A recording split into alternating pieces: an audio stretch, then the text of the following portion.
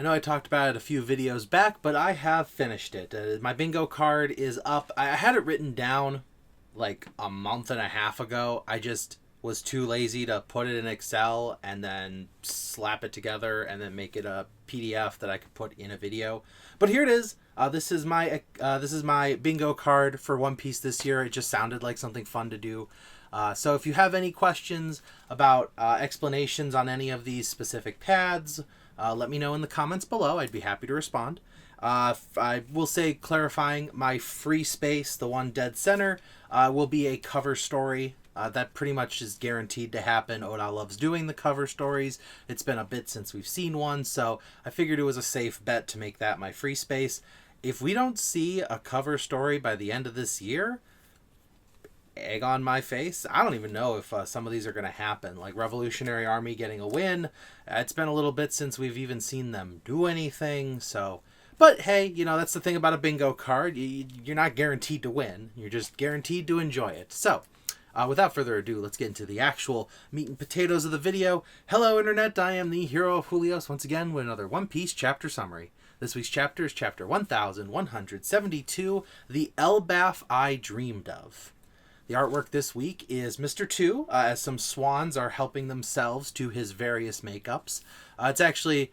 You know, for those of you who don't know, because you either watched the anime only or you have just now started watching these videos, maybe you heard of Mr. 2, maybe you saw the legends, maybe you've been playing the card game and have no clue what is happening to that guy. But Mr. 2 is alive. Sorry if that was spoilers for... about like 500 chapters ago at this point. But yeah, no, he's fine. He's, well, fine. Well, I mean, yeah, I guess I would say fine. Because he is in Impel Down still. At least last time we checked. But he's the queen of New Kama Land, so... he's okay. I mean, they steal food and they whisk people away. He's probably rebuilt the population a little bit. Impel Down ain't what it used to be. New Warden and all that. But enough about that. Let's get into the actual chapter itself, which starts off with the new giant warrior pirates riding the gondola up towards the the middle earth of Elbaf, the Sun Realm, I believe it is called. Or is that the... hang on, let me check. Yes, it is the Sun Realm. It's we got the Underworld, the Sun Realm, and then the Heaven Realm. Which is a summarized version of the 9 realms that make up Yggdrasil in the Norse mythology. But obviously, One Piece is long enough, so condensing 3 chunks of each into 1 chunk each is a lot easier than, you know, doing that. So as they're going up to the Sun Realm, Gaban explains the situation, and also apologizes that he wasn't really able to do much about it.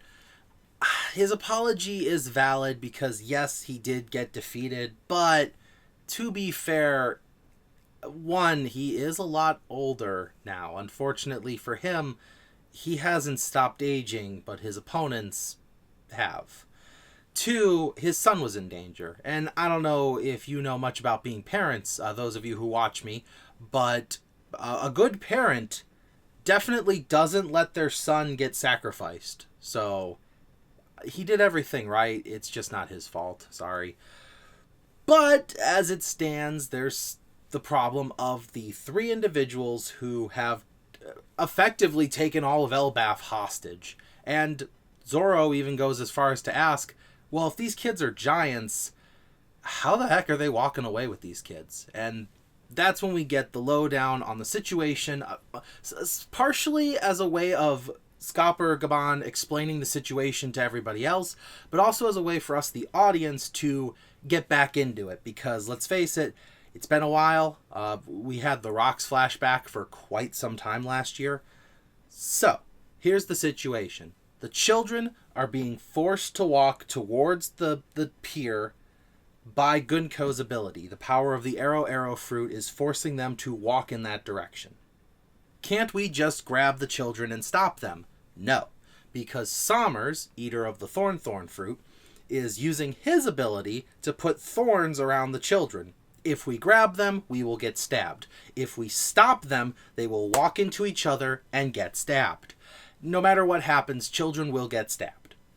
So, then I guess maybe take out the 3 of them. Well, the third one is turning nightmares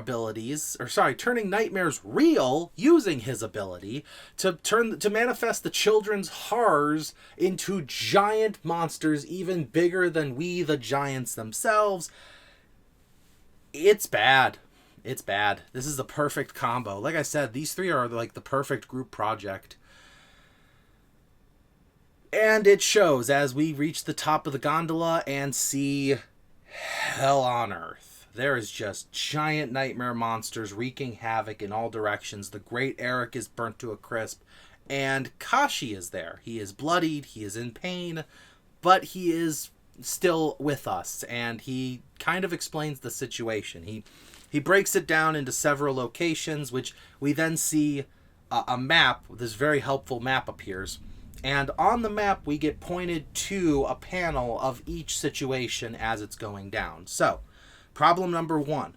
The library is burning. And Robin is very distressed about that. I'm distressed because Robin's distressed. I'm also distressed because I do love libraries. I think knowledge and the preservation of history is very important, especially for people like me who can't remember history very well.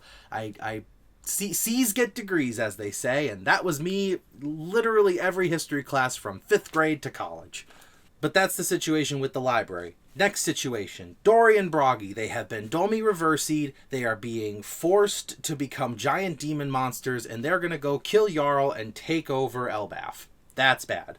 Next, there is a rescue team led by Ripley, as they are off to try and save the children however they can. I will point out, we did figure out the children can be stopped without getting stabbed by tying a rope around them, lasso style, and kind of halting their progress. This only works when stopping the rearmost child, because if you stop any of the other kids in front, like Saul did with a shield, I think, it causes the first child to stop, yes, but it causes the second child to bump into them and then the spikes happen. So you would have to find a way to stop each kid from behind as they're going. So that is situation 3. Situation 4 is the children themselves. They're panicking, they're whining, they're crying. Obviously, you would too if you were a child in this situation. Except Colin. Colin turns back. He is the lead child in this problem. And he tells the kids, we have to stand up for ourselves. We have to be brave. We are warriors of Elbaf. And all the other kids say, Colin, for the last time, you are literally the only kid who is calling himself a warrior here. None of us are warriors. I mean, yeah, sorry, Colin. The other kids were not built for combat like you. You're the only one that's actually picked up a sword in the 20 years you've existed. The other kids have learned basket weaving. Basket weaving degrees are not going to help them here. And finally, the Straw Hat crew, or at least the members that are accounted for here, are tied up. We got Jinbei's tied up. Robin's tied in thorns, panicking about the library. Nami and Usopp also tied up. Usopp totally in tears over Dory and Broggy because he really looks up to those guys. Nami super distraught about the children. Jinbei, he's concerned because one, Chopper hasn't returned yet. We know Chopper's safe. Jinbei doesn't. Chopper is coming back up with Sanji. They're going to go, look after Nami. Obviously, that is Sanji's first priority, is save Nami and Robin. But then Jinbei mentions Brook is missing. Brook got some idea in his head and went off on his own. At first, I looked back at the chapter where we saw them get captured, and yeah, Brook's tied up just like the others. He's got, vector arrows wrapped around him. But we also know all the way back from Fishman Island, the bones mean nothing here. Brook can literally ragdoll and just disassemble all of his bones, become his spirit form, and then just reattach himself. So, to get out of the arrows, like if Brook has arrows binding his wrists, he can just detach his hands, slip out of the wrists, put his hands back on. It's that simple. It's really hard to hold on to Brook, and as such, he's went off to do his own thing. Now, the only connection we have here is that Brook used to be a pirate. If Brook used to be a pirate, or not used to be, if Brook used to be a knight. If Brook used to be a knight, and Gunko is connected to that, I think I know where Brook's going. The only other things that happen in this chapter is Jarl facing the giant Dorian Broggy. That's weird to say a giant going giant, but these giants made even more gianter are barreling towards him in their demon forms, and he stands proud. He grabs a transponder snail and he says, "Listen up, Elbaf. I have a very important announcement to make before I die." 14 years ago, our king, may he rest in peace, made a terrible decision. He decided to take the weight of Elbaf's sins on his shoulders and subjugate himself to the world government in order to appease them, in order to make us a part of the world government, in order to make our lives better. But, unfortunately, a demon decided to take advantage of his good nature and ruin not only his dream, but the future of Elbaf. With his final breath, he fought as hard as he could against this demon and lost. And as he's saying this, the people of Elbaf, they're listening and they're like, "Wait, so Loki didn't do it?"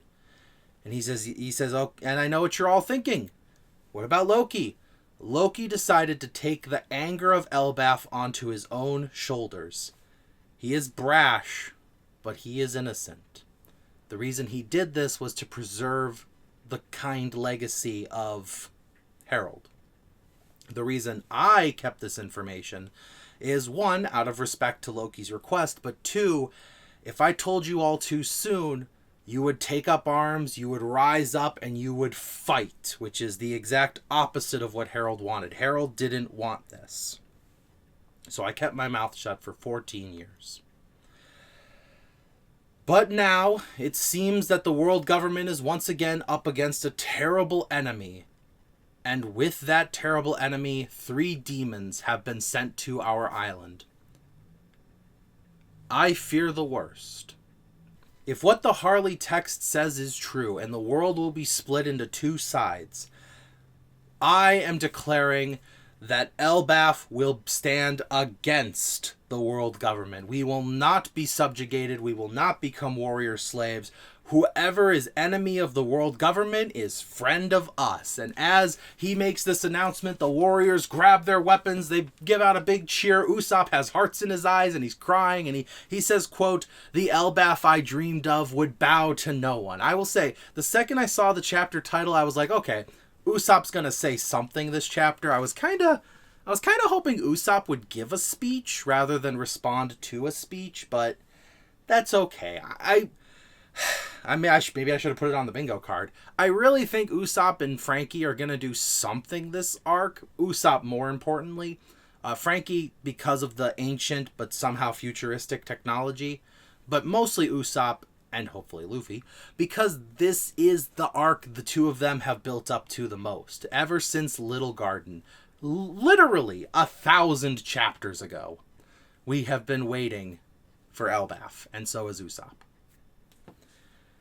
But as this speech ends, he puts down the little transponder and he gets his sword. Well, his sword's in his head, but he gets another sword ready as he sees the giant Dorian Broggy heading towards him. And he tells his men, "This is your last chance to run, for we will stand for Elbaf, those who do not."